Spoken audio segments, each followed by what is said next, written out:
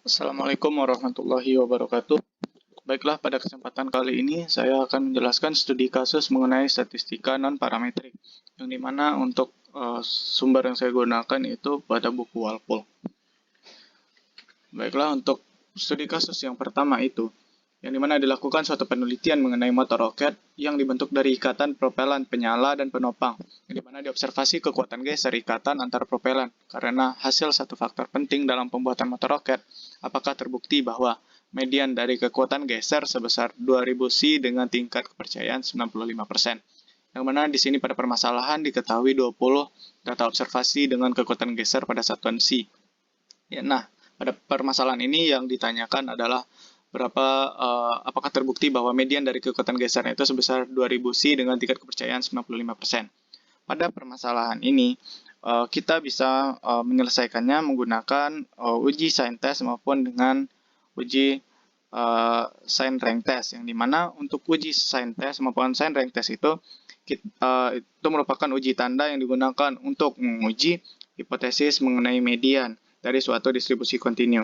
Median distribusi, bagaimana kita ketahui, untuk median itu pada titik tengah, berarti untuk probabilitasnya itu sebesar 0,5.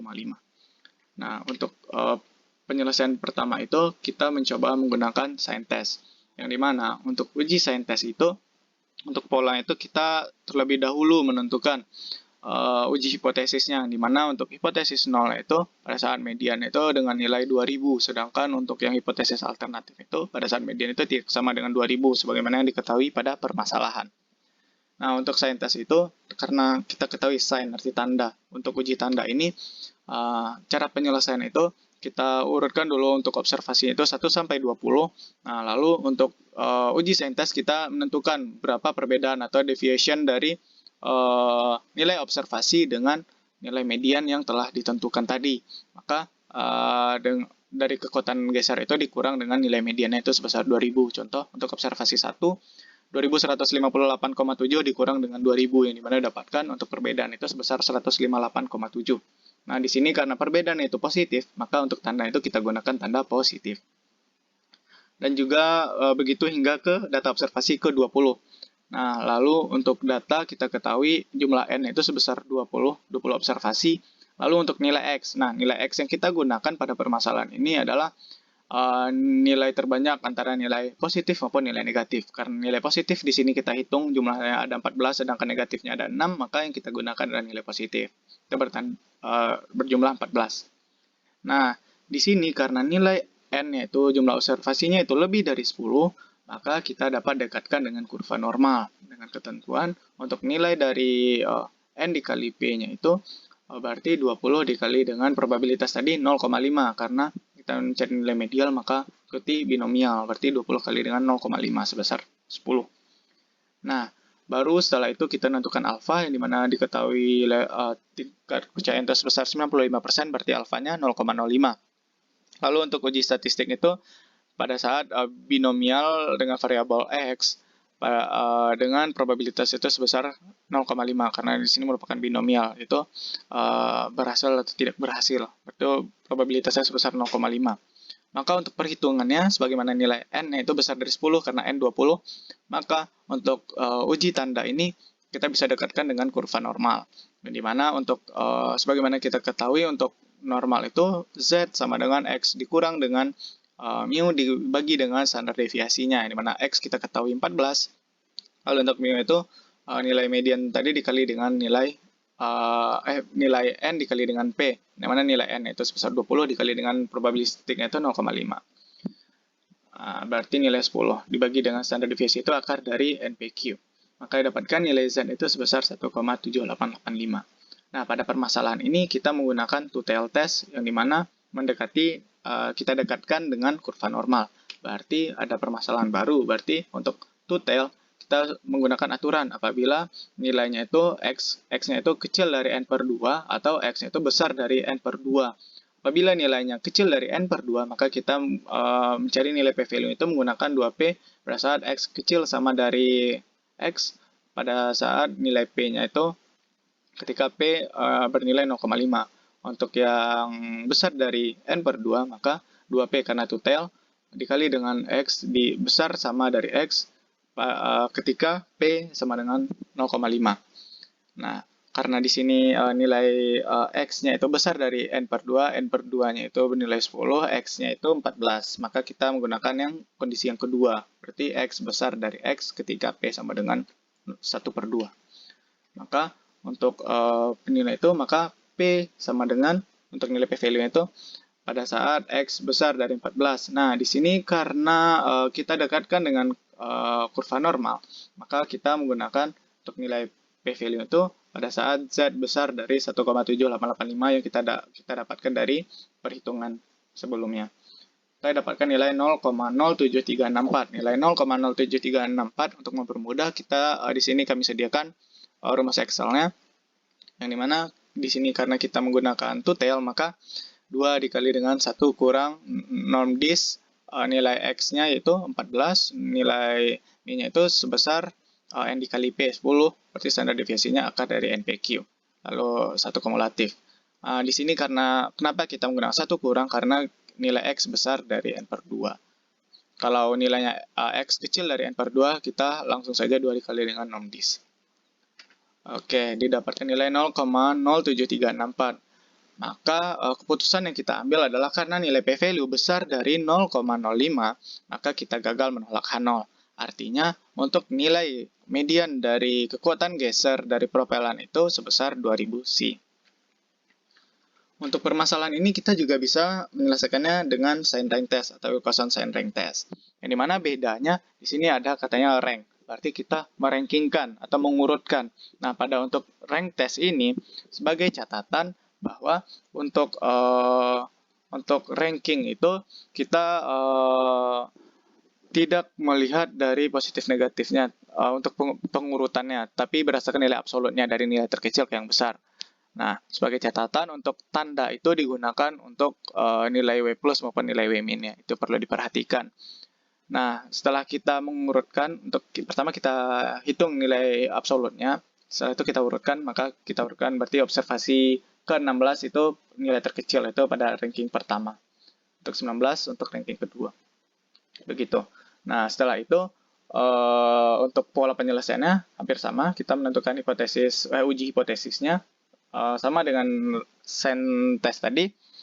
Lalu untuk tes statistik itu kita lihat di sini. Karena pada nilainya itu mu sama dengan tidak sama dengan mu 0 atau two-tail, maka kita menggunakan yang dihitung adalah nilai W. Yang dimana untuk nilai W itu nilai terkecil dari nilai W plus maupun W min. Nah, misalnya kita menggunakan one-tail, maka kita lihat dulu apakah kecil atau besar dari yang mediannya. Kalau kecil kita hitung hanya W plus, kalau besar kita hitung hanya W min. Begitu.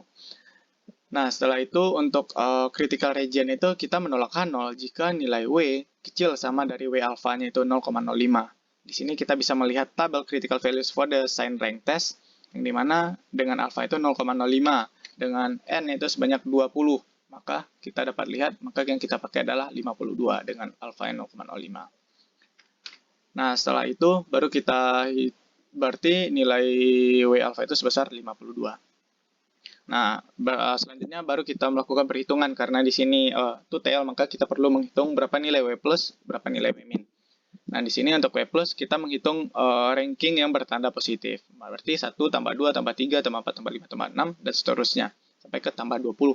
Didapatkan nilai 150. Sedangkan untuk nilai W min itu berarti tanda yang bertanda negatif, maka itu yang kita jumlahkan rankingnya. 7 ditambah 8 ditambah 9 tambah dengan 10. Nah, dapatkan nilai 60. Lalu untuk W min-nya itu, maka nilai W itu didapatkan dari nilai terkecil, yaitu antara 150 dengan 60, yang terkecil adalah si 60. Maka yang kita pakai si W min. Maka nilai W itu sebesar 60.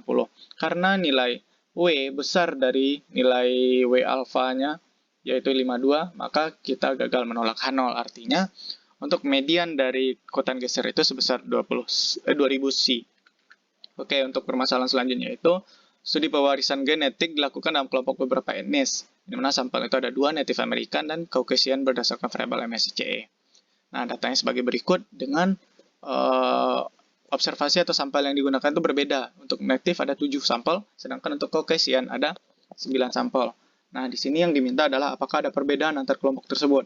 Nah, karena pada keadaan ini nilai dari populasinya 2 dan juga untuk sampelnya itu berbeda. Maka di sini kita bisa menggunakan Wilcoxon Rank Sum Test, yang dimana di sini kita bisa mengurutkan itu kita gabung.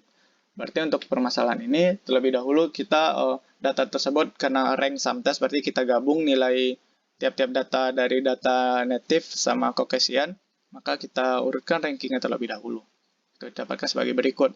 Yang dimana di sini saya untuk mempermudah nilai biru kami gunakan untuk si N2, sedangkan untuk hitam kita gunakan untuk si N1. N1 itu merupakan native American, sedangkan yang N2 merupakan Caucasian. Oke, selanjutnya itu untuk pola penyelesaiannya hampir sama semuanya. Itu kita melakukan uji hipotesis karena kita menentukan apakah terbukti atau tidak.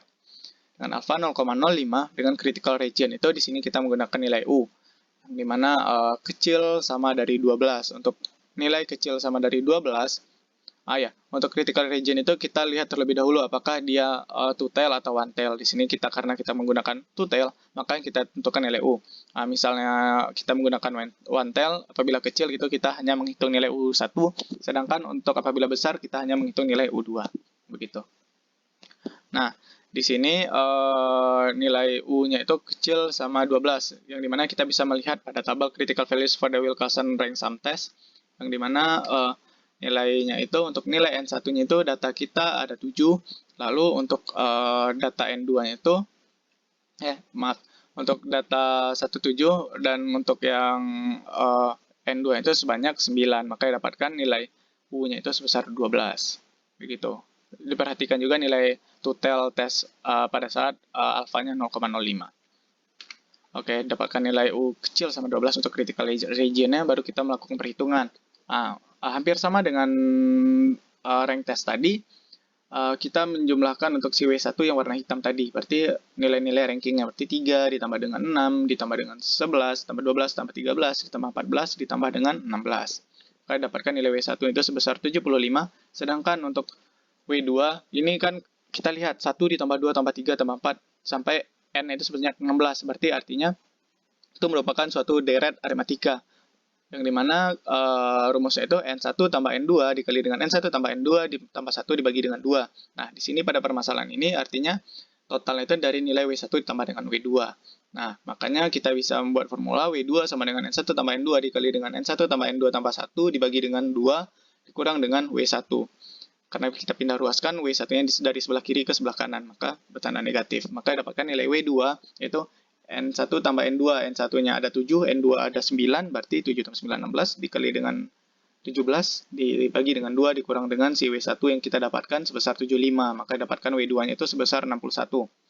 Lalu untuk nilai U1, kita bisa menggunakan formula W1 dikurang dengan N1, dikali dengan N1 tambah 1 dibagi dengan 2. Untuk nilai W1 kita dapatkan 75, lalu untuk nilai N1 itu ada 7, berarti 75 dikurang 7 dikali dengan 8 dibagi dengan 2, didapatkan nilai U1 itu sebesar 47.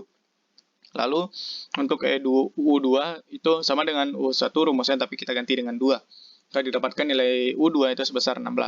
Nah, di sini baru kita lihat U untuk critical itu kecil dari 12. Kita lihat dari U1 dan U2, apakah ada yang kecil dari 12 atau tidak.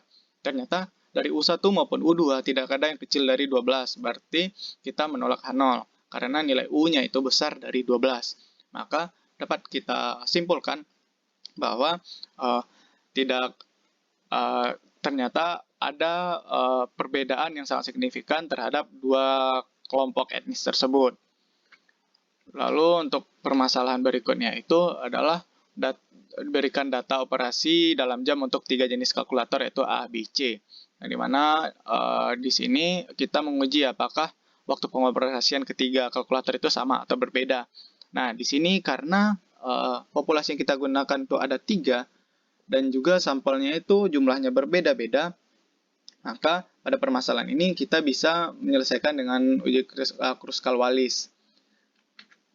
Nah, di sini untuk penyelesaian itu hampir sama. Kita menentukan uji hipotesis ini terlebih dahulu. Untuk H0 itu apabila ketiga kalkulator pengoperasiannya sama, sedangkan untuk alternatif itu berbeda. Nah, di sini Hampir sama karena kita untuk catatan untuk uji Kruskal-Wallis ini merupakan generalisasi dari uji rank sum test untuk kasus nilai K-nya itu atau populasinya itu besar dari 2, yang dimana K di sini ada 3, A, B, dan C. Nah, karena ini generalisasi dari rank, maka kita juga mengurutkan dari rank sum test, maka kita urutkan juga dan juga kita gabungkan. Untuk yang hitam merupakan kalkulator A, biru merupakan kalkulator B, merah untuk kalkulator C. Oke, lalu kita urutkan perankingannya sebagai berikut.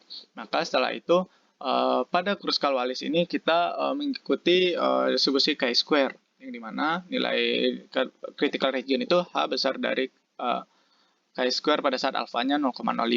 Nah, di sini untuk nilai V-nya itu K dikurang 1 untuk degree of freedom-nya. Berarti 3 dikurang 1 bernilai 2. Nah, untuk nilai chi-square itu kita bisa melihat tabel chi-square, yang dimana nilai alfanya itu kita cari 0,05 dengan nilai V-nya itu 2K kurang 1. K-nya 3. Jadi 5,991. Nah, lalu baru kita lakukan perhitungan, yang dimana R1 ini ranking untuk data pertama, yaitu 1 ditambah 2 ditambah 4 tambah 5 tambah 12. Maka dapatkan nilai R1 itu 24 dengan N sebanyak 5. Lalu nilai R2-nya itu ranking yang kedua, berarti untuk yang si B berarti 3 tambah 6 tambah 7. Dan seterusnya dapatkan nilai R2 57 dan R3 untuk yang ranking untuk yang si merah itu dapatkan nilai 90 dengan N3 sama dengan 6. Nah, baru kita melakukan perhitungan untuk statistiknya itu nilai sebagaimana untuk formula H 12 dibagi dengan N dikali dengan N tambah 1. Sigma dari I menuju K dengan RI kuadrat dibagi dengan NI dikurang dengan 3 dikali dengan N tambah 1. Dimana 12 dibagi dengan N. Jumlah N itu jumlah banyak dari datanya, berarti ada sebanyak 18 data, lalu dikali dengan N tambah 1, di 19. Berarti selanjutnya itu sigma itu RI kuadrat. RI kuadrat berarti yang R1 kuadrat dibagi dengan N1, R2 kuadrat dibagi dengan N2, R3 kuadrat dibagi dengan N3.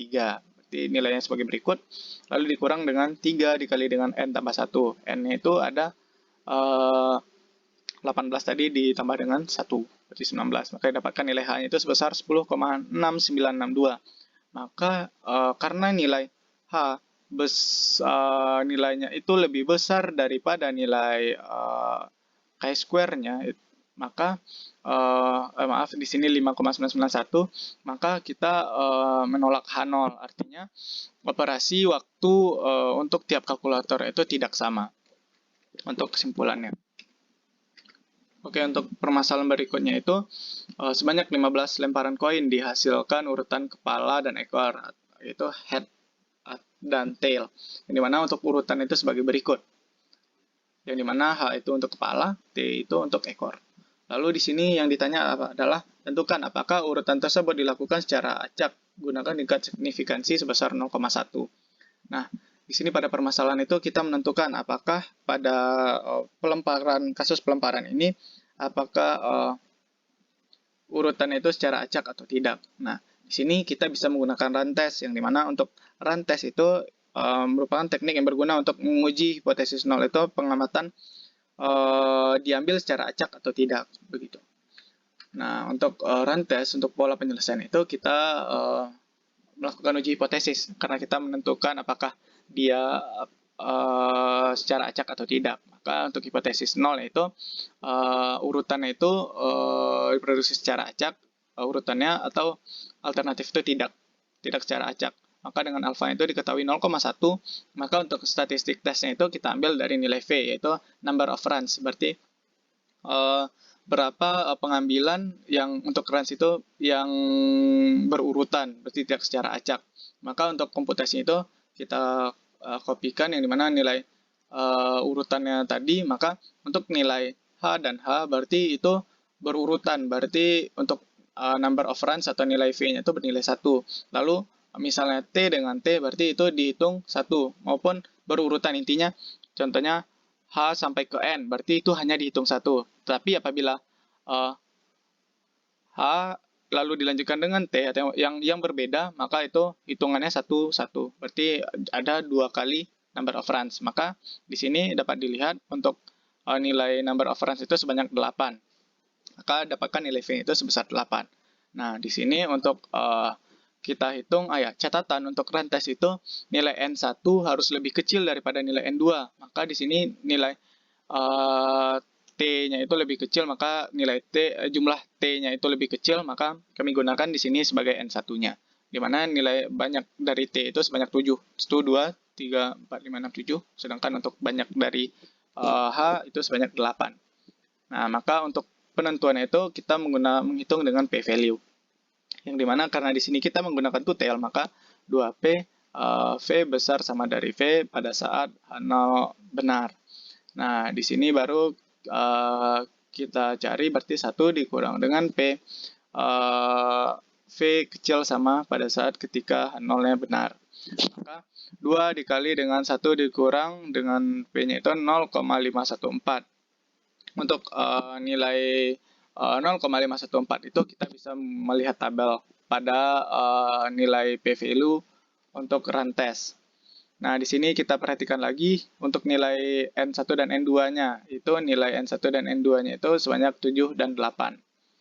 Nah, lalu kita perhatikan juga banyak number of runs, yaitu banyaknya number of runs yaitu V-nya itu sebanyak 8.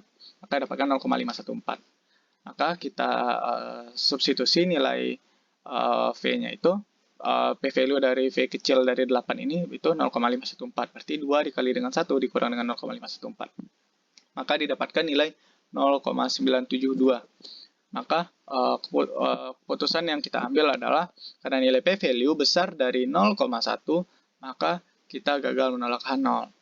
Artinya untuk urutan dari pengambilan urutan pelemparan dari koin itu dilakukan secara acak. Oke, mungkin sekian untuk penjelasan untuk studi kasus modul 3 statistika dan parametrik. Terima kasih atas perhatiannya. Mohon maaf apabila kesalahan. Wabillahi taufiq wal hidayah. Assalamualaikum warahmatullahi wabarakatuh.